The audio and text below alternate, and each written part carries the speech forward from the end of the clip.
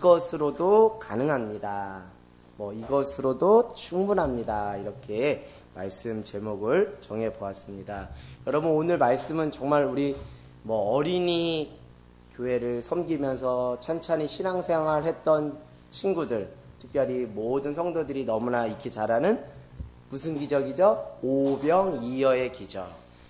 물고기 2마리와 보리떡 5개로 5,000명이나 넘는 사람들을 배불리 먹이신 예수님의 기적을 말하는 건데요.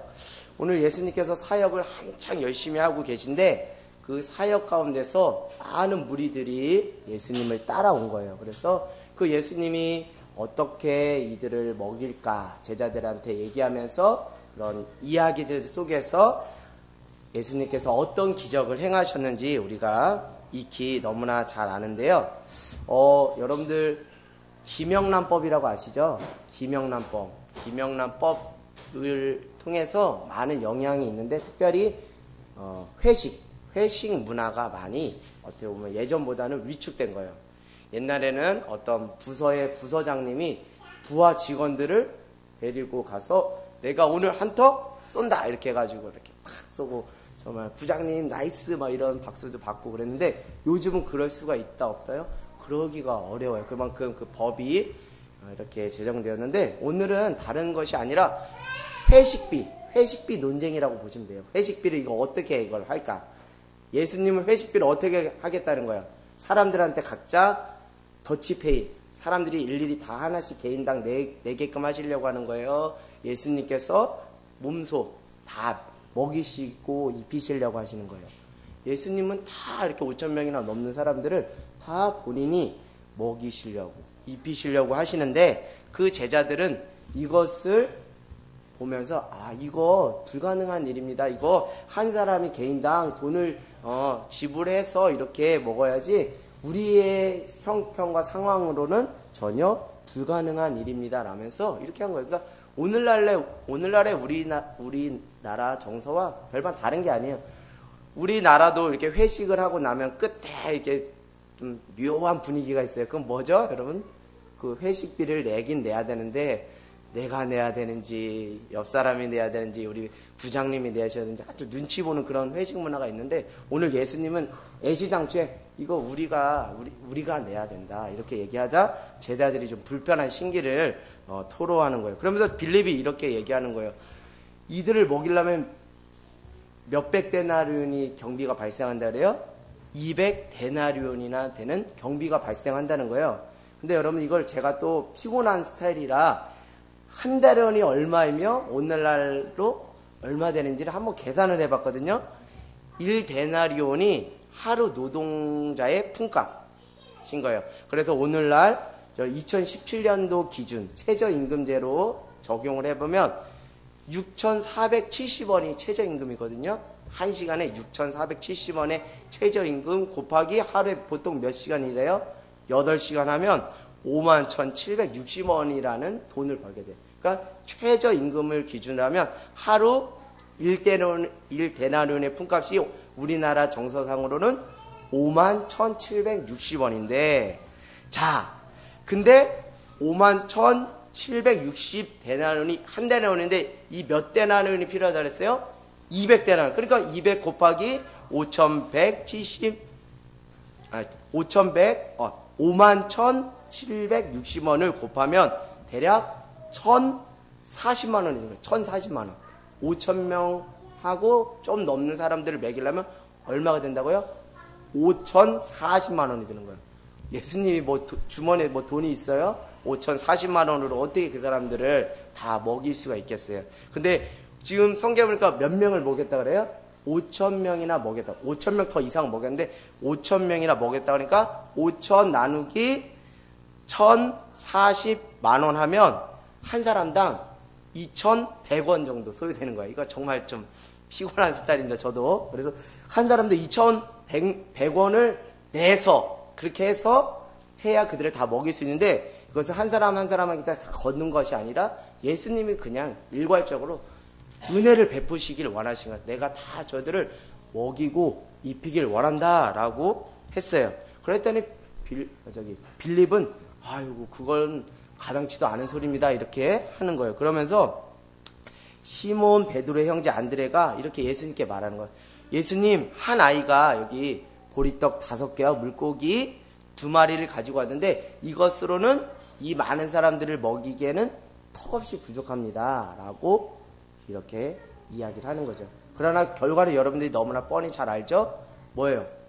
이 물고기 2마리와 보리떡 5개로 하늘을 우러 축사하시고 많은 사람들이 먹고 5,000명이나 넘는 사람이 먹고 12강줄이나 남은 놀라운 기적이 나오는 것이죠. 근데 여러분 현실적으로 따져보면 물고기 뭐죠? 물고기 2마리와 보리떡 5개로 제가 생각하기에도 아주 아끼면 한 10명 정도? 10명 정도 먹을 수 있지 않을까 싶어요. 근데 그 10명 정도 먹을 이 식량으로 예수님의 놀라운 기적과 표적을 통해서 5,000명이나 넘는 사람이 먹고 12강줄이나 남았다는 것은 정말 오늘 하나님의 기적이라고 밖에 말할 수가 없는 거예요. 여러분 우리나라가 어려울 때 우리나라의 어려운 상황을 표현했던 말이 있죠. 뭐예요? 뭐 고개 넘기가 힘들다? 보릿고개 넘기 힘들다. 그만큼 그 당시 이스라엘 사회나 우리나라가 어려울 때 보리를 먹는 거는 그 당시 사람들 중에 하층민들, 그러니까 그 당시 밀을 주로 있는 사람들은 먹었거든요. 근데 없는 사람은 보리를 먹은 거예요. 그만큼 우리 아이가 지금 물고기 2마리와 보리떡 5개를 갖고 왔다는 걸 보면 그 아이조차도 넉넉한 형편이 아닌 거예요. 보리떡을 먹었다는 걸 보면. 그때 당시 잘 사는 사람은 밀로 만든 떡을 먹었다고 해요. 근데 그 아이가 이 작은 것, 자기가 먹기에도 부족한 이 양을 이렇게 가난한 형편임에도 불구하고 제자들한테 공개를 한 거예요. 내 안에 저한테 보리떡 5개, 물고기 2마리가 있습니다. 이것이라도 쓰임받고 싶습니다. 라고 이렇게 이야기를 하는 것이죠. 여러분 그런 거 있어요. 너무 이렇게 가난하게 살다 보면 오히려 그 가난 때문에 우리가 묶여요. 가난이 너무 싫은 거예요. 가난에 묶여서 어떻게든지 내가 악착같이 돈 벌어서 부자가 되겠다라고 생각하는 사람이 있어요. 그래서 우리나라도 새마을운동 때 구호가 있잖아요. 잘 살아보세, 잘 살아보세, 우리도 한번 잘 살아보세 하면서 열심히 살아서 이렇게 경제 부흥을 이루었고 자녀들한테 더 이상 가난을 대물림 해주기 싫어하는 그 부모의 마음이 간절했습니다. 그러나 반대로 가난을 경험하고 오히려 이렇게 생각하는 사람이 있어요. 아이고 그 물질이라는 거, 그 돈이라는 거 내가 노예로 물질의 노예가 되어서는 안 된다. 물질을 내가 초월해야 된다. 돈이야 있고도 없는 것이고 없다가도 있는 것이니까 너무 돈 하며 살지 말자. 돈 때문에 너무 묶이지 말자. 이런 사람도 있어요. 여러분들은 어떤 케이스예요? 여러분들 보니까 다 부자이신 것 같은데 저도 어려운 가정 형편에서 태어났지만 하나님의 은혜, 하나님이 부어주시는 마음은 돈 하며 살지 말자. 돈은 있다가도 없고 없다가도 있는 것이기 때문에 너무 돈에 묶이지 말자. 그런 마음으로 저는 살거든요. 그때 많은 사람도 그렇지 않더라고요. 이 가난을 내 자식들한테 물려주지 않아야지 하면서 야 다른 게 필요한 거 아니야? 너 돈 잘 버는 게 최고야 라면서 그렇게 물질과 돈을 강조하는 부모님들이 있어요.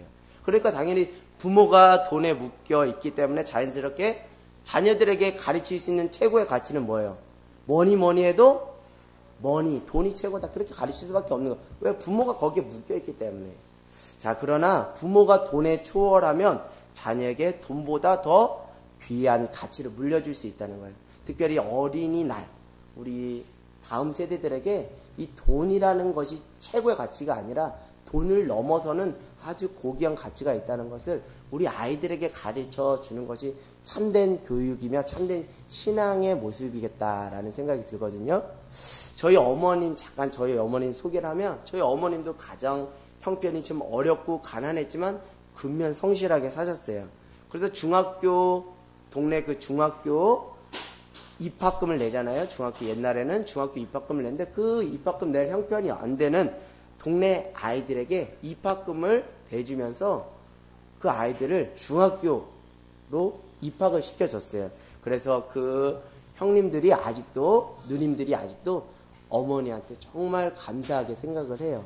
그 어려운 형편에 자기가 중학교 갈 수 없는데 중학교 입학금을 대준 것에 대해서 그렇게 감사하게 생각을 하는 거예요. 그러니까 어려서부터 어머니가 저희에게 해주신 가장 많은 말들 중에 한마디가 있다면, 콩 한쪽도 나눠 먹어라. 콩 한쪽도 나눠 먹어라. 계속 그렇게 말씀을 해주신 거예요.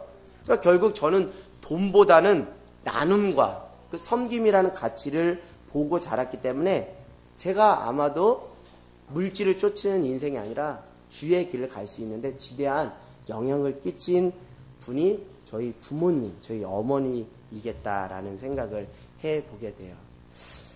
여러분, 군대 가면 이런 비하인드 스토리가 있어요. 그 어떤 게 있냐면, 요즘은 그런 거 없을 거예요. 근데 저만 해도 그런 게 있었는데, 고참이 어느 날 제가 이제 2등병일 때 저한테 와서 야 이렇게 야 하면서 100원을 주시더라고요.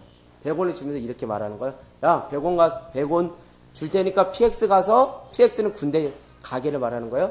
PX 가서 뭐 사와라? 총 사와라. 그리고 탱크 사와라. 그리고 남은 돈으로 뭐 하라? 초코파이 사와라. 이삭이 나중에 군대 가면 그거 당할지 안 당할지 모르겠지만 그렇게 얘기를 하신 거예요. 100원 가지고 PX 가서 M16 소총 하나 사오고, 그리고 탱크, 그리고 총알 하나 사오고, 남은 돈으로 초코파이 사와라. 이렇게 하는 거예요. 여러분, 그 얘기 들으면 어떻겠어요? 이건 아주 어이가 없죠? 그런데 여러분, 참 이거를 여러분 꼭 어이없는 얘기로만 들을 게 아니라 정말 순수한 그 동심의 세계로 들으면 이거는 어이없는 일이 아니고 현실 가능한 이야기예요. 우리 같은 이야기를 아이들에게 했다고 해봐요. 우리 정말 뭐 예한이, 예겸이한테, 예한아, 예겸아, 내가 100원 줄 테니까 PX 가서 소총 사고, 탱크 사고, 총알 사고, 남은 돈으로 초코파이 사와라. 그러면 얘네들이 무슨 소리예요? 이렇게 하겠어요? 아, 네 하고 가겠어요. 애기들한테는 그것이 기가 찬 이야기가 아니고 그냥 현실 가능한 자연스러운 이야기라는 것이죠. 저는 오늘 이 군대 얘기를 통해서, 우리가 이 이야기를 통해서 뭔가 우리 안에 잠자고 있다면 동심을 좀 이렇게 자극하는 아주 재밌는 이야기다라는 생각이 드는 거예요. 그만큼 아이들은 무엇이 없어도 살아요? 돈이 없어도 사는 거예요. 돈이 없어도 쌀을 살 수 있고, 아이들은. 그리고 돈이 없어도 반찬을 만들 수 있고, 돈이 없어도 병원에 갈 수 있어요. 자, 이게 어떤 이야기인지, 그건 아이들의 그 노는 모습을 보면 알 수 있어요. 그게 아이들의 세상이며 중심인 것이죠. 돈이 없어도 살 수 있는 것. 모래로 뭐를 만드는 거예요? 모래로 쌀을 이겨서 뭐를 하는 거예요? 밥을 짓고, 풀을 뜯어서 뭐 하는 거예요? 반찬을 만들고, 나무 막대기 갖고 청직이라고 하면서 이렇게 해서 막, 이거 아프지? 하면서 호호하면서 그러는 거예요. 그러니까 아이들은 돈이 없어도 뭐 할 수 있어요? 살 수 있는 거예요. 그게 아이들의 뭐예요? 이상이 아니라 뭐예요? 아이들에게? 그건 아이들에게 그건 현실인 거예요, 현실. 자, 오늘 저는 더 이렇게 아이들을 통해서 우리가 배울 수 있는 게 많이 있다는 거예요. 아이들의 세상은 돈이 없어도 살 수 있는 세상이에요. 아이들은 전혀 그것이 불편함이 없고, 돈 걱정이 없고, 돈이 없어도 무엇이든지 할 수 있는 세상이 바로 어린 아이들의 세상이라는 거예요. 저는 오늘 한 아이가 물고기 2마리와 보리떡 5개를 예수님의 제자들에게 나누어 줄 때, 예수님의 제자들한테 가져다 줄 때 마치 이와 같은 마음으로 그에게 주었다고 생각해요. 돈이 없지만 이것으로도 많은 사람들을 먹일 수 있는 것이 가히 이상한 이야기가 아니라 현실 가능한 그 순수한 그 나눔의 마음이 있었기 때문에 그가 그렇게 나눌 수 있었던 거예요. 어른들 같았어 봐요. 만약 어른들 같았어 봐요. 아이가 그걸 나눌 때 어른들은 어떻게 할까요? 야 이놈아, 우리도 지금 먹고 살기 힘든데 뭔 그거 갖고 나눈다. 그거 갖고 누구 코에 붙여 이렇게 하지 않겠어요? 야 그거 빨리 보여주지 말고 우리끼리 가서 그냥 몰래 먹자 이렇게 하지 않겠어요? 그만큼 어른들은 뭐예요? 돈이 없으면 어른들은 못 살아요. 그런데 아이들이 순수하다는 건 뭐예요? 돈이 없어도 아이들은 살 수가 있어요. 그것이 아이들에게 이상이 아니고 파라다이스가 아니고 그건 현실이에요. 자, 그 현실의 세계에 우리가 깊이 풍덩 한번 빠져보자는 거예요. 자, 저는 오늘 확실히 여러분들에게 말씀드리고 싶은 것은 어른보다 아이들이 천국에 대한 이미지를 더 잘 표현하고 설명할 수 있다라고 생각을 해요. 여러분 이것에 동의하시면 아멘 하시기 바랍니다.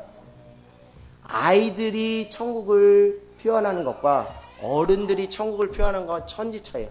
아이들은 정말 있는 그대로 순수하게 천국은 이런 곳이야 라고 무궁무진하게 말할 수 있는데, 어른들한테 여러분 천국은 어떤 이미지 같으세요? 라고 말하면 아마 여러분들 말문이 막혀서 말하지 못할 거예요. 그만큼 우리 안에 아이들이 갖지 못한, 아이들이 소유하지 못한 그런 마음들이 우리 안에 있다는 것이죠. 아이들의 눈에는 천국은 마치 이런 곳이 아닐까 싶어요. 아이들의 눈에는 천국이 이런 곳이 아닐까 싶은데요. 우리 이사야서 11장 6절에서 9절 말씀 한번 가보겠습니다. 이사야서 11장 6절에서 9절. 아이들은 천국은 이런 곳이라고 아이들은 얘기를 하거든요. 우리도 천국을 이렇게 말할 수 있는 귀한 은혜가 우리 안에 있기를 원합니다. 이사야서 11장 6절에서 9절. 자, 천국은 아이들의 눈에는 천국이 이와 같을 거라 저는 생각합니다. 자, 우리 저와 여러분이 같이 교독하겠습니다. 그때 이리가 어린 양과 함께 살며 호범이 어린 염소와 함께 누우며 송아지와 어린 사자와 살찐 짐승이 함께 있어 어린아이에게 끌리며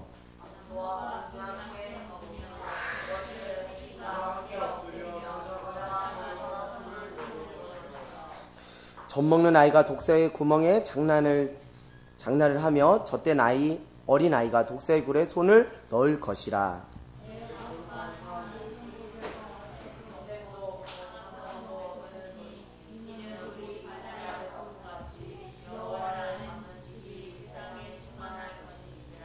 아멘. 아이들이 말하는 이 천국은 마치 이런 이미지라는 것이죠. 근데 어른들한테 천국은 어떤 곳인지 여러분들 이미지로 자연스럽게 말해보세요 하면 어린이들보다 그렇게 풍성하게 말할 수 있을까라는 생각을 해보게 됩니다. 아이들에게는 이러한 천국의 이미지가 그냥 파라다이스의 세상이 아니라 현실 가능한 세상이라는 것이죠. 근데 어른이 되면서 나이가 들면서 왜 이런 천국에 대한 이미지, 그 천국에 대한 소망함, 천국은 이런 곳이야, 내가 그러니 천국을 가고 싶어, 이런 어떤 소망함과 이미지들이 왜 자꾸 줄어드느냐, 그런 안타까움을 여러분들에게 토로하고 싶은 거예요. 그러니까 어른들이 이렇게 말하는 거예요. 뭐니 해도 머니가 있어야 살 수 있다라고 말하는 거예요. 그러니까 머니를 쫓다 보니까, 돈을 쫓다 보니까 천국에 대한 이미지는 우리에게서 자꾸 희석되는 거예요. 그러니까 어린이들이 천국을 말하는 것과 어른들이 천국을 말하는 것은 천지 차이라는 것이죠. 여러분 돈 그 자체는 나쁜 것 아니에요. 그런데 돈을 너무 밝힌다고 속물을 들어도 좋습니다. 네? 돈을 밝힌다고 속물이라는 소리를 들어도 좋아요. 그러나 다만 한 가지 안타까운 것이 있다면 다른 것이 아니라 너무 이런 물질의 가치, 돈의 가치 지배받은 나머지 내 안에 어떤 천국에 대한 이미지, 아 천국은 정말 이런 곳이야 라는 어린아이 같은 그 이미지마저 우리 안에 사라져 버릴까, 그것이 매우 안타깝다는 거예요. 그것이 사라지는 것에 대한 안타까움과 그 아쉬움들이 저는 있다라는 생각을 해보게 되는 거예요. 내 안에 더 이상 천국에 대한 이미지가 그려지지 않고 어린아이들처럼 천국에 대한 그 상상의 날개가 펼쳐지지 않는 걸 보면 그만큼 우리 안에 어린아이들이 소유하지 않은 그런 마음들, 물질의 가치, 돈의 가치가 우리를 많이 지배하고 있지는 않은가. 오늘 이 말씀을 통해서 아 천국이 마치 이런 곳이다라는 그 이미지와 상상의 날개가 우리 안에 회복되는, 그것이 동심을 회복하는 길이라 저는 생각을 해보거든요. 여러분 어린이들은 이런 특징이 있어요. 어린이들은 조건을 따져가면서 안 된다 말하지 않아요. 이런 겁니다. 그러나 어른들은 이렇게 말해요. 어른이 되면 이것도 없고 저것도 없고 이래서 안 되고 저래서 안 되고 하면서 지극히 뭐 해야 되는 거예요? 현실주의자가 되고 많은 것이 솔직한 우리의 모습이에요. 저도 그런 거예요. 아기 때는 그러지 않았는데 나이가 들면서 이것이 없고 저것이 없어서 안 돼요. 그게 우리의 모습이거든요. 만약 여러분이 여러 가지 조건을 따져가면서 이래서 안 되고 또 저래서 안 된다고 말하면, 그리고 여러 가지 이유를 늘어놓기 시작한다면 여러분들은 나이 들었다는 신호예요. 이건 어떤 숫자적인 개념을 말하는 게 아니에요. 어린아이라 할지라도 여러 가지 조건을 내세우고 여러 가지 이유를 들면서 이래서 안 돼요, 저래서 안 돼요 라고 불가능만 얘기한다면 그 아이가 숫자적으로는 어린아이 같지만 그 아이는 어린아이가 아니에요. 그러나 반대로 나이가 70, 80 먹어도 여러 가지 조건 따지지 않고 이유 따지지 않고 그래도 살만해, 그래도 할 수 있어, 이 땅은 살만한 가치가 있는 이런 긍정과 이런 가능성을 얘기하는 사람이, 그런 사람들이 어린아이 같은 동심 있는 사람이다라는 생각을 해보게 됩니다. 여러분, 하나님의 나라, 그 하나님의 기적, 하나님의 사역은 조건을 따져보고 그것이 현실에 다 현실 가능하면 이루어지는 그런 것이 아니라는 거예요. 저는 오늘 그걸 말씀드리고 싶은 거예요. 현실적으로는 여러 가지 조건이 안 맞고 제약되는 모습이 있지만 그것을 뛰어넘고 그것을 초월케 하시는 하나님의 전지전능함을 믿고 그 믿음으로 순종할 때 이루어지는 나라가 하나님 나라고 이루어지는 기적이 하나님 기적이고 그것을 하는 것이 하나님의 사역이며 하나님의 일인 줄 믿습니다. 여러분, 지금부터 좀 중요한 이야기를 좀 할까 해요. 여러분, 개척교회를 섬기는 분들을 보면 두 가지 반응이 있어요. 제가 이제 사회생활을 하다 보면서 교회 다니시나 봐요. 교회 다니시나 봐요. 그러면 어떤 사람은 네, 저 교회 다녀요. 작은 교회, 개척교회 다녀요. 아주 의기소침하게 얘기를 하거든요. 그때 어떤 사람은 네, 저희 개척교회에 다녀요. 그러나 저희 교회는 작지만 강한 교회예요. 그래서 정말 저희 교회는 아무것도 없기 때문에 주님만 바라보고 주님만 붙잡기 때문에 날마다 간증이 넘쳐요 라고 말하는 사람이 있어요. 전자는 뭐예요? 작은 교회, 개척교회이기 때문에 아무것도 없고 돈도 없고 그러니까 우리는 아무것도 할 수 없는 교회입니다. 풀이 죽어 있어요. 근데 후자인 그 사람은 우리는 작은 교회, 그리고 돈도 없고 가난한 교회지만 하나님이 계시기 때문에 하나님만 붙잡고 가기 때문에 우리 교회는 다른 교회보다는 간증거리가 날로 넘쳐요 라면서 자신감 있고 당당하게 이야기를 하더라고요. 저는 오늘 여러분들에게 말씀드리고 싶은 건 다른 거 아닙니다. 여러분, 개척자적인 믿음, 개척자적인 정신, 개척자적인 믿음이 없다면 여러분은 어디 가서 개척교회 섬긴다고 말하면 안 돼요. 무슨 말인지 이해했었어요? 개척자적인 믿음과 정신이 없으면 어디 가서 개척교회 섬긴다고 말하지 마세요. 왜 어떻게 같은 개척교회를 섬기면서 어떤 사람은 아무것도 없어요, 돈도 없어요, 그러니까 우리 교회는 아무것도 할 수 없어요 라고 말해요. 그 사람이 정말 개척교회 섬기는 사람 맞냐는 거예요. 개척교회라는 건 아무나 입에 올릴 수 있는 것이 아니거든요. 그건 개척자적인 믿음과 개척자적인 정신이 있는 사람이 비로소 개척교회 섬긴다라고 당당히 말할 수 있는 것이거든요. 개척은 다른 게 아닙니다. 사막에서 생물을 찾는 게 개척이에요. 사막에서 생물을 찾는 그 정신으로 나가는 게 개척이라는 거는, 황무지에서 꽃을 만들어내는 그 기적이 개척인 거예요. 그러니까 개척교회 섬긴다는 건 가벼운 거 아니에요. 개척교회 섬겨 이게 아니라는 거예요. 개척교회 섬긴다는 건 이거는 내가 개척에 내가 뛰어들었다는 그거를 사람들한테 공포하는 것이거든요. 결국 아무도 걸어가지 않는 그 길을 간다라고 말하는 거예요. 결국 개척교회는 아무도 가지 않는 그 길을, 주님의 길을 내가 발벗고 나서겠다고 결단한 사람이 저는 개척교회를 섬기는 사람입니다라고 말할 수 있는 거예요. 그런 개척자적인 믿음과 정신이 없이 개척교회 섬기니까 저희는 아무것도 할 수 없어요. 저희는 가난해서 아무것도 할 수 없어요. 이거 말하면 누가 하나님이 살아계심을 증거할 수 있겠어요? 저희는 우리 하늘땅교회가 개척교회라고 말하진 않아요. 다만 여러분들이 개척교회라고 당당하게 어디 가서 하늘땅교회를 말씀하시려면 여러분 안에 분명히 개척자적인 정신과 개척자적인 믿음이 먼저 있는지를 보기를 원해요. 개척은 진짜 사막에서 샘물을 찾는 그 심정으로 발벗고 나가는 게 개척이고, 황무지에서 꽃을 피워내는 그 정신을 가지고 나가는 게 개척이기 때문에 그 개척자의 정신을, 개척자의 믿음을 우리가 회복하는 귀한 은혜가 있기를 원합니다. 우리가 언제까지 개척교회 섬기는 것이 부끄럽고 작은 것이 부끄럽고 아무것도 할 수 없다고, 돈이 없어서 아무것도 할 수 없다고 말하면서 저는 개척교회 섬겨요라고 말한다면 그것이 어떻게 하나님을 증거하며 하나님께 영광을 돌릴 수 있겠느냐는 거예요. 우리는 하나님만 바라보고 하나님이 책임져 주신다는 그 믿음으로 나가는 저와 여러분이 되기를 간절히 소망합니다. 그런 믿음이 있는 사람은 당당히 나 개척교회 섬깁니다 말씀하세요. 그 믿음이 부끄럽지 않을 줄 믿습니다. 하나님의 나라, 하나님의 기적, 하나님의 사역은 돈으로 이루어지는 것이 아니라는 거예요. 그렇다면 작은 교회, 개척교회는 아무것도 할 수 없는 거예요. 왜? 돈이 없기 때문에. 그러나 여러분 아시다시피 지금도 작은 교회, 그 개척교회를 통해서도 하나님의 역사는 현재 진행형으로 계속되고 있거든요. 여러분 그런 거예요.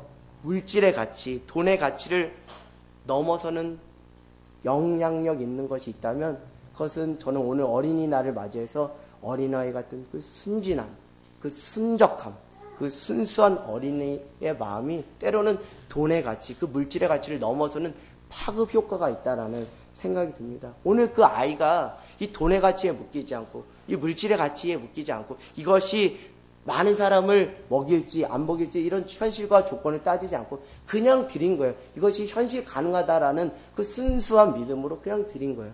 그랬기 때문에 오늘 하나님의 놀라운 기적의 역사가 있는 줄 믿습니다. 그런 마음이 모아지고 그런 마음이 모아질 때 비로소 하나님의 나라가 우리들 안에서 확장되는 귀한 은혜가 있는 줄 믿습니다. 여러분 마태복음 18장 3절 마태복음 18장 3절 읽고 말씀을 마치도록 하겠습니다.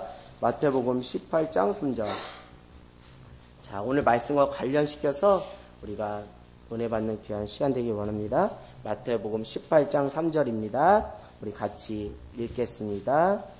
시작. 이르시되 진실로 너희에게 이르노니 너희가 돌이켜 어린아이와 되지 아니하면 결단코 천국에 들어가지 못하리라. 아멘.